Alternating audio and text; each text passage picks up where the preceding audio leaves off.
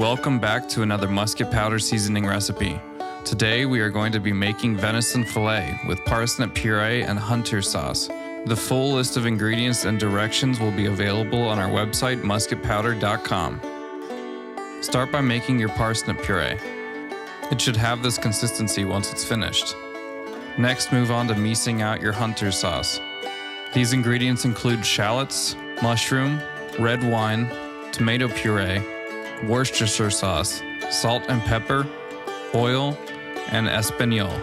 You can also use brown gravy here if you do not have the time to make an espagnole. Once your sauce is made, it's time to move on to the venison. Cover completely with musket powder black label seasoning and add to a hot sauté pan.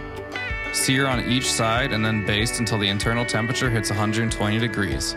Rest for 10 minutes, plate, and serve. Check out our website musketpowder.com for more recipes.